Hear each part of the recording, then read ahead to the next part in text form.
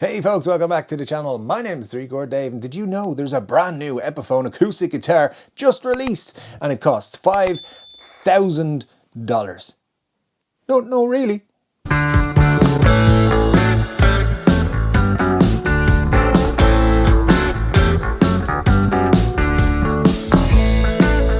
Hey folks, welcome back to the channel. My name is 3-Chord Dave, and we are talking about an actual Epiphone guitar that costs $5,000. It's not an old guitar. It's not signed by Jesus.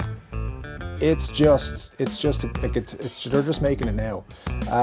It's a signature model for Chris Stapleton, and it costs $5,000. Did I say that? It's $5,000. How many thousands? $5,000 for an Epiphone acoustic guitar. Okay, we'll talk about it. We'll give you all the rundown and everything else, but first, could you hit that subscribe button? Make sure you're subscribed. Lots of people watch the channel on a regular basis and don't subscribe. If you're watching on a regular basis, you may as well subscribe. You get all the benefits of being cool and having, happiness, which is great. Hit that like button as well if you like the video and you like talking about Epiphones. And leave us a comment. Tell us what you think of a $5,000 Epiphone guitar. Oh man, I've been saying these people be crazy, and a lot of people don't believe me, but these people be crazy. So Chris Stapleton, he's a fellow beard enthusiast, as you guys know, and he has apparently a love for the Epiphone Frontier, has been asking Gibson to recreate the Epiphone Frontier for a long time.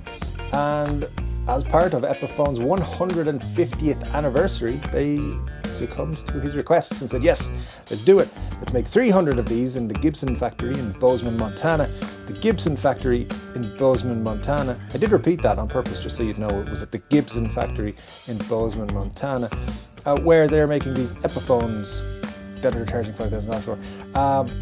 More on that in a little bit. So, anyways, Chris Stapleton loves the Frontier, wanted one, couldn't get one. It was like, Gibson, make me one. Gibson said, okay.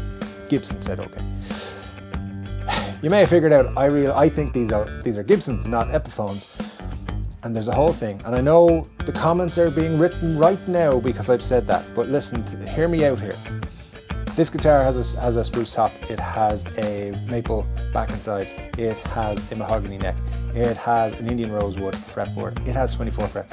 It has an LR bags system for the electronics, which I don't think 1960s guitars had LR bags, electronics in them.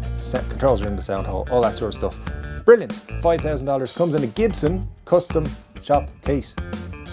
Gibson tags and everything in it. And it's an Epiphone. It looks nice. It looks like a nice guitar with the double pick guard that's engraved and everything, and it's a nice finish on it, and everything's cool. It's got the Kalamazoo headstock like the $500 Epiphones have, and it's got the mother of pearl inlays. Great. $5,000 for an Epiphone USA. Now here's the thing, there will be people right now, and in all seriousness, there's people right now getting their knickers in a twist, saying, probably typing the comment, you're probably halfway through writing the comment saying Epiphone was a company all by itself before Gibson purchased it. You don't know anything about guitars or nothing, or Epiphone, and I hate you, and I'm going to just bombard your videos with aggressive messages. Fine, if that's what you want to do, man, I really don't care.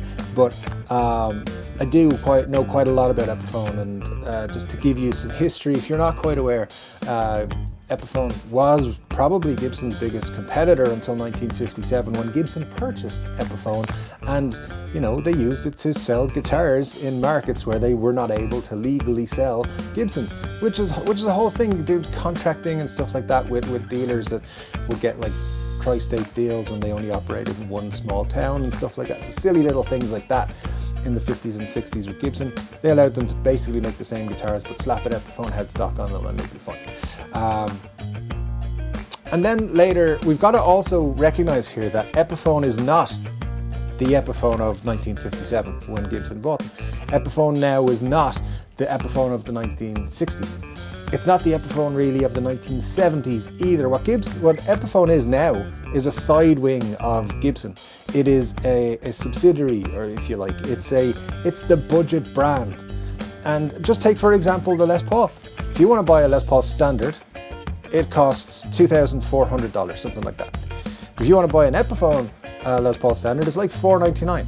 That's what it's for. It's like not everyone can afford a Gibson, so go buy an Epiphone.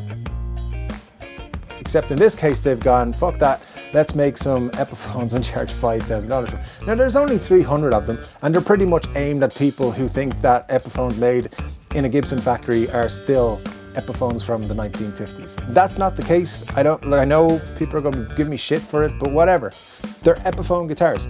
If I put this guitar and a $500 Epiphone acoustic side by side and said to someone who wasn't an all-knowing guitar person, but maybe knows a few chords and can play a few songs around a campfire or whatever's going on, and said, okay, one of these guitars is worth a fortune and one of them is just a regular guitar, which one's which? Do you think they'd know the difference?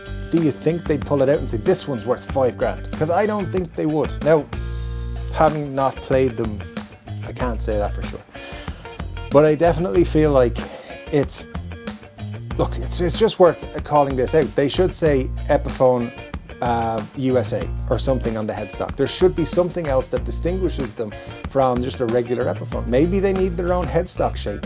Maybe they need some sort of variation maybe they need something that just goes on the case and says, this is a $5,000 Epiphone. Maybe the price tag should be permanently installed around the bridge or something. I don't know.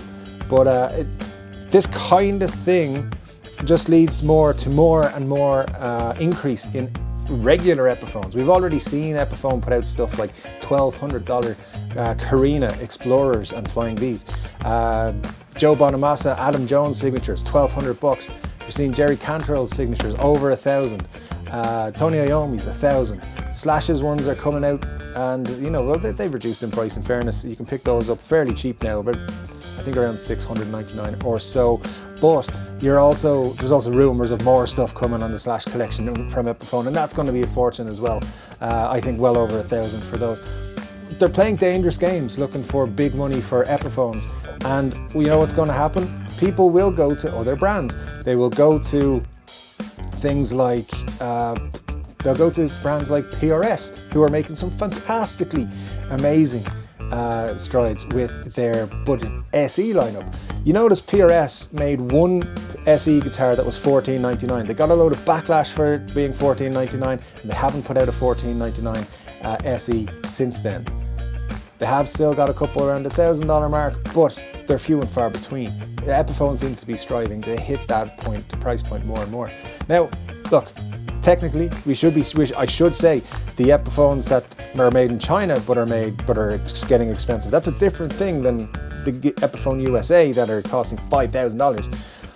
But is this guitar worth $5,000? It's a Gibson custom shop guitar, okay?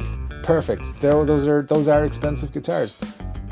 But the fact it says Epiphone on the headstock, I'm sorry, I know a lot of people are going to be pissed off at this, but that takes some of the value away from this guitar.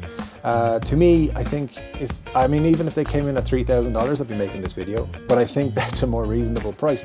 I think the Epiphone variant, they just have to realize Epiphone is regarded as a budget brand, as a cheaper brand than Gibson these days. It's not 1957, they're not on a par, and there's no way that anyone is going to come in who doesn't know much about guitars and say, oh, that Epiphone is worth more than the Gibson, because they will know Gibson more as a household brand than Epiphone. So there you go.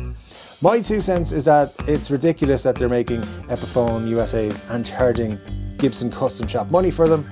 If they want to make Epiphone USAs and put them kind of in the middle, I think that's fine, no problem. Put them in the middle of a Gibson USA and an Epiphone China-made, Far East made one. Perfectly fine with that, that's okay. But to be charging the full price, full whack, even more expensive than some Gibson custom shop models, that sounds crazy to me. Anyway, I'm sure you have your ideas and your opinions and your thoughts. I'd love to hear them, so hit me up in the comment section down below.